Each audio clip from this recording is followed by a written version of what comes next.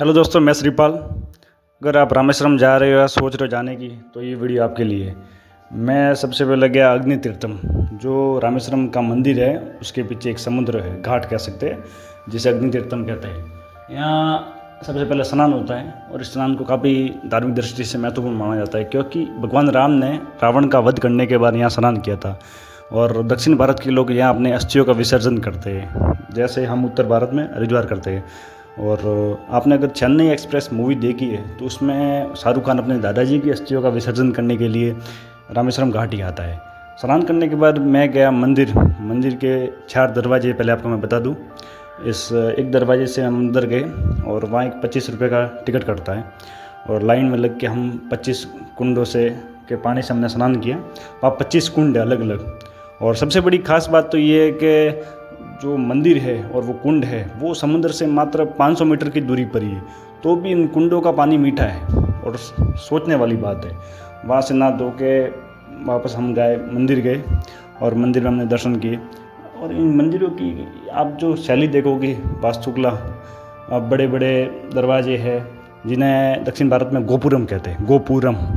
और इनके बरामदे थंबे लगे, मतलब एक ही शैली, एक ही आकृति के इन्होंने अलग अलग आकृतियाँ दे रखी है।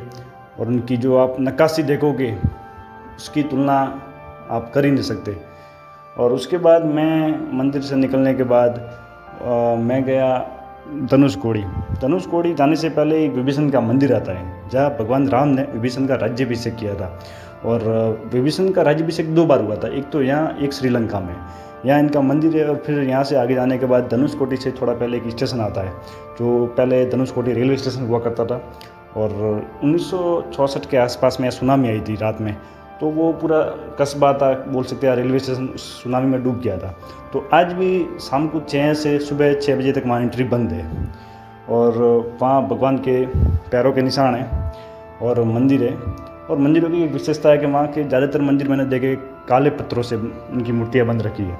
और फिर मैं उससे आगे गया धनुषकोडी, जो भारत का सबसे लास्ट पॉइंट है, और वहाँ से श्रीलंका 15 से 17 किलोमीटर दूर है। और ख़ास बात धनुषकोडी की है कि यहाँ पे हिंद महासागर और बंगाल की खाड़ी का पानी मिलता है और नज़ारा देखने लायक है। वहाँ से जाने के बाद मैं रामेश्वरम आया और रामेश्वरम में मैंने भगवान राम के मंदिर देखे, हनुमान जी के मंदिर देखे, और वहाँ मैंने एक तैरता हुआ पत्थर देखा। और उसके बाद मैंने नटराज की मूर्ति देखी नाचते हुए। और उसके बाद लास्ट में मैं हमारे भारत के राष्ट्रपति श्रीमान अब्दुल कलाम जी के उनके मकान है वहाँ भी गया। और वहाँ उनके पूरा जीवन के बारे में बताया गया है।